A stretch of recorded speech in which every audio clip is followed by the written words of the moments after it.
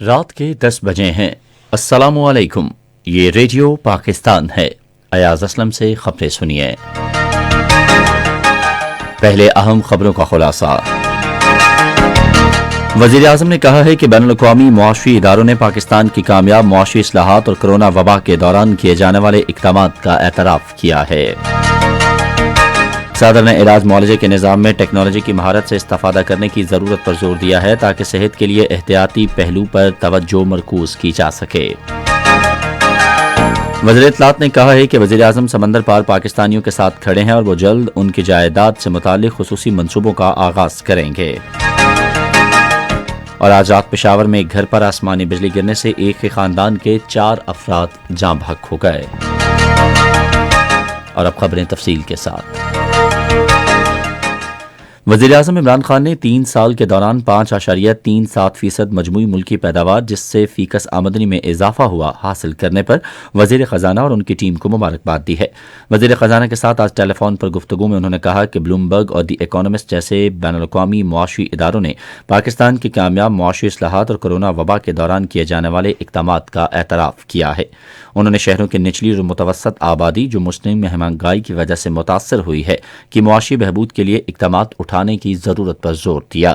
وفاقی وزیر نے وزیر اعظم کو بتایا کہ دسمبر سے کھانے پینے کی مقامی اشیاء کی قیمتوں میں کمی ہوئی ہے جس کی عکاسی قیمتوں کے حساس اشاریے بھی کر رہے ہیں، تاہم وہ پرامید ہیں کہ جیسے ہی درآمدی اشیاء بین الاقوامی قیمتوں کے دباؤ سے آزاد ہوں گی قیمتوں میں مزید کمی ہوگی۔ وزیر اعظم نے ٹیکس وصولی، برآمدات اور ترسیلات زر پر اطمینان کا اظہار کیا۔ وزیر اعظم عمران خان کل تقریباً سپہر 3 بجے آپ کا وزیر اعظم پروگرام میں عوام کی براہ راست کالز سنیں گے۔ وزیر اعظم عوام کی شکایات اور تجاویز سنیں گے اور انہیں حکومت کی طرف سے کیے گئے مختلف اقدامات سے آگاہ کریں گے۔ صدر ڈاکٹر عارف علوی نے علاج معالجے کے نظام میں ٹیکنالوجی کی مہارت سے استفادہ کرنے کی ضرورت پر زور دیا ہے تاکہ صحت کے لیے علاج کی بجائے احتیاطی پہلو پر توجہ مرکوز کی جا سکے۔ کراچی میں آج آغا خان یونیورسٹی کی سینئر قیادت کے اجلاس کی صدارت کرتے ہوئے انہوں نے کہا کہ ہمارے ملک میں بہت سے لوگ علاج مہنگا ہونے کی وجہ سے ہسپتالوں خصوصاً نجی ہسپتالوں میں جانے سے گریز کرتے ہیں۔ صدر نے ملک میں نرسنگ کے عملے کی تعداد میں اضافے کے لیے کئی nursing courses online program شروع کرنے کی تجویز دی۔ وزیر اطلاعات چودھری فواد حسین نے کہا ہے کہ وزیر اعظم عمران خان سمندر پار پاکستانیوں کے ساتھ کھڑے ہیں اور وہ جلد ان کے لیے جائیداد سے متعلق خصوصی منصوبوں کا آغاز کریں گے۔ انہوں نے آج گلف نیوز کو ایک انٹرویو میں کہا کہ حکومت نے اسلام آباد میں پہلے ہی اراضی حاصل کر لی ہے جبکہ کراچی، لاہور اور دوسرے بڑے شہروں میں بیرون ملک مقیم پاکستانیوں کے لیے مزید اراضی حاصل کی جا رہی ہے۔ وزیر اطلاعات نے کہا کہ سیاحت کا شعبہ وزیر اعظم کے ترقیاتی منصوبوں میں سر فہرست ہے۔ اطلاعات و نشریات کے وزیر مملکت فاروق حبیب کہتے ہیں کہ پاکستان دنیا میں کرونا پر قابو پانے والے ممالک کی فہرست میں دوسرے نمبر پر ہے۔ آج فیصل آباد میں میڈیا سے گفتگو میں انہوں نے کہا کہ اب تک 7 کروڑ افراد نے کرونا سے بچاؤ کی ویکسین لگوائی ہے۔ انہوں نے کہا کہ مناسب ویکسینیشن اور SOPs پر عمل درآمد کی وجہ سے بازار اب کھلے ہیں اور لوگ معمول کی سرگرمیوں کا دوبارہ آغاز کر چکے ہیں جبکہ کئی ممالک تاحال کرونا کے زیر اثر ہیں۔ غیر قانونی طور پر بھارت کے زیر قبضہ جموں و کشمیر میں کل جماعتی حریت کانفرنس نے کشمیری عوام سے اپیل کی ہے کہ وہ بدھ کو بھارت کے یوم جمہوریہ کو یوم سیاہ کے طور پر منائیں اور اپنے مادر وطن پر بھارت کے غیر قانونی قبضے کے خلاف اپنا احتجاج درج کروائیں۔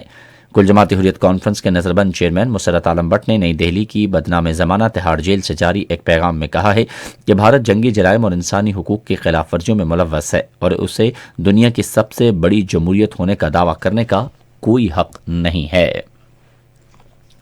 آج رات پشاور کے علاقے حسن خیل میں ایک گھر پر آسمانی بجلی گرنے سے ایک ہی خاندان کے 4 افراد جاں بحق اور ایک زخمی ہو گیا۔ ریسکیو 1122 کے مطابق میتوں اور زخمیوں کو ہسپتال منتقل کر دیا گیا ہے۔ اور شام میں شمالی شہر حزق کی ایک جیل پر داعش جنگجوؤں کے حملے میں کم از کم 70 افراد ہلاک اور متعدد زخمی ہو گئے۔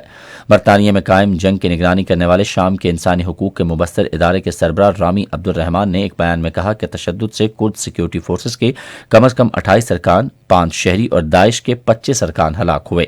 ادھر شامی ڈیموکریٹک فورسز جن پر کردوں کا غلبہ ہے نے کہا ہے کہ وہ اتحادی افواج اور کرد سیکیورٹی فورسز کی مدد سے حزق شہر اور گواریان جیل کی حفاظت کے لیے کارروائیاں جاری رکھے ہوئے ہیں۔